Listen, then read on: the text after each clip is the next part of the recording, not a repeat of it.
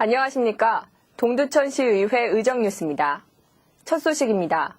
동두천시의회는 지난 7월 15일부터 19일까지 5일간의 회기로 제202회 임시회를 개최했습니다.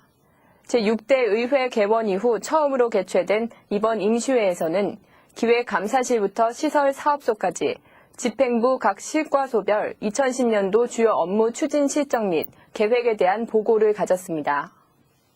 제202회 동두천시의회 임시회는 지방자치법 제45조 제2항의 규정에 의거해 지난 7월 6일 동두천시장이 집회를 요구함에 따라 7월 8일 집회 공고를 거쳐 15일 개회하게 됐습니다.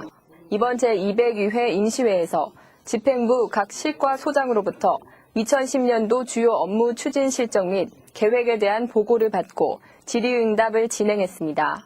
다음은 각 실과소별 시정 보고 내용에 대해 살펴보도록 하겠습니다.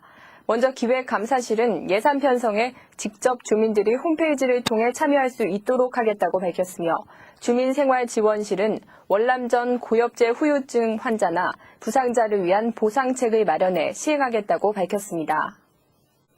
홍현섭 기획감사실장의 보고에 따르면 그동안 동두천시는 시민과 함께하는 시정을 펼치기 위해 자체 평가 계획을 수립해 2009년도 우수부서 14개를 선정해 시상했으며 시정보고 책자 2,000부를 제작하여 시민들에게 배부했습니다.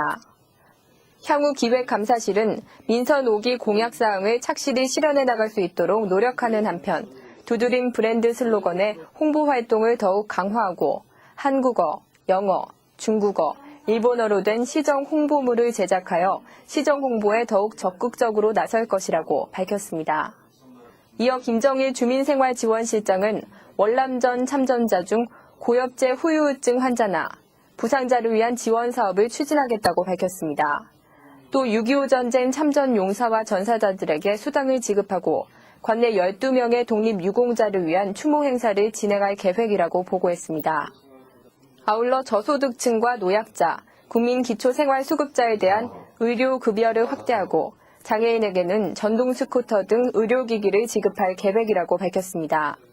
특히 몸이 불편한 노약자들에게 의료비 지원과 함께 주 2회 교통편의를 제공할 계획이라고 보고했습니다.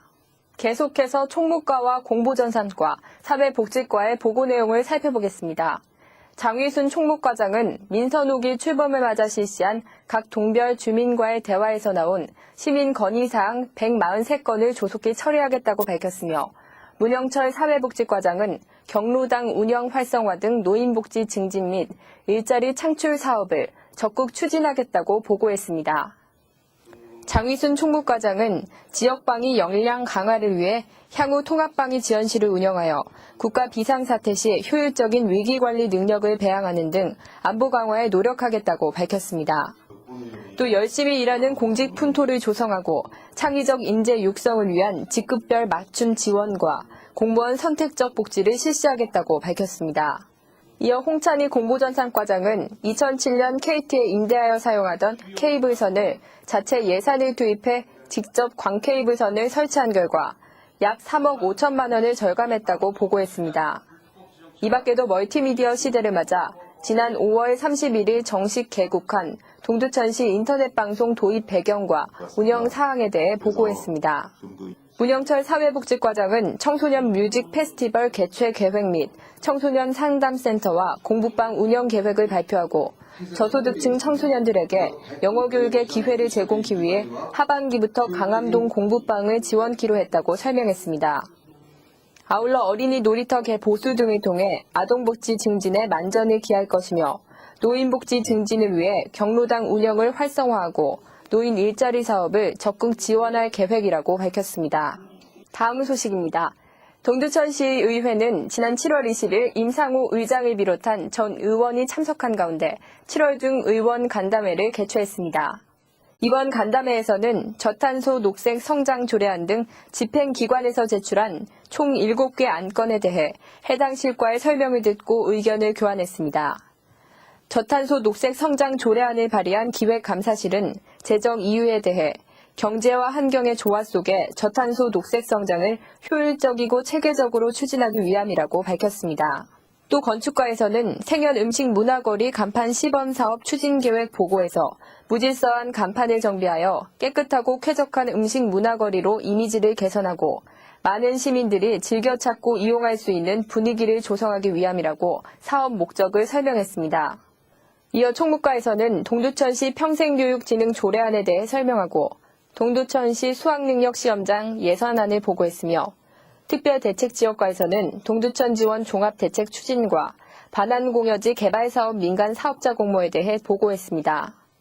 특히 총무과장은 그동안 동두천시에 수학능력시험장이 없어 수험생들이 타 지역으로 가서 시험을 보는 등 불편을 겪었으며 이번에 대학 수학능력시험 시험지구로 결정된 만큼 듣기평가를 위한 음향 서비스 예산이 필요하다고 설명했습니다.